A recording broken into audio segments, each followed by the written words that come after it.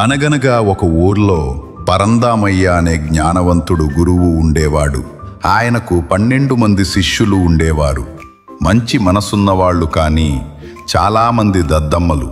ఒకరోజు పరందామయ్య భార్య వచ్చి అంది, స్వామి, ఆశ్రమంలో కట్టెలు అయిపోయాయి. మధ్యాహ్నం వంట ఎలా చెయ్యాలో తెలియట్లేదు. శిష్యులారా, మనాశ్రమంలో కట్టెలు లేవు. అడవికి వెళ్ళి తెచ్చిరండి. పరందామయ్య చిరునవ్వుతో అన్నాడు. శిష్యులందరూ ఆనందంగా చిత్తం గురువుగారు అంటూ గంతులు వేస్తూ ఒడ్డళ్లతో బయలుదేరారు. మధ్యదారిలో ఒక పెద్ద చెరువు వచ్చింది.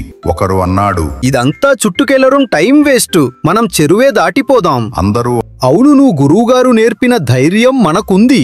చెరువులోకి దిగారు. ముగ్గురు జారి పడిపోయారు. కానీ అందరూ బయటికి వచ్చాక ఒకడు లెక్క పెట్టాడు. ఒకరు, ఇద్దరు, 11.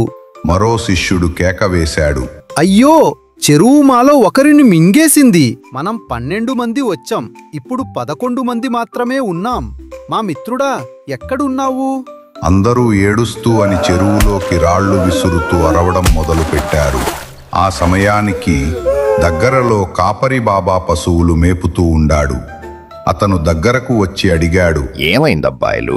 శిష్యులు ఏడుస్తూ చెప్పారు, చెరువు మా స్నేహితుడిని మింగేసింది. కాపరి బాబా నవ్వుతూ అన్నాడు, మీరు 12 మందే ఉన్నారు, కానీ లెక్క పెట్టేటప్పుడు తనని లెక్క పెట్టుకోవడం మరిచిపోతున్నారు. అతను వారిని ఒక్కొక్కరిని లెక్కపెట్టి చూపించాడు. ఒకరు, ఇద్దరు, 12. అందరూ ఆశ్చర్యపోయి ఆనందంగా కేకలు వేశారు. బాబోయ్, చెరువు మా మిత్రుడిని తిరిగి వదిలేసింది. తరువాత వారు కట్టెలు సేకరించి ఆశ్రమానికి వచ్చారు. పరందామయ్య వారిని చూసి నవ్వుతూ అన్నాడు, చెరువుకి తెలివి ఉంది, కానీ నా శిష్యులకు లేదు.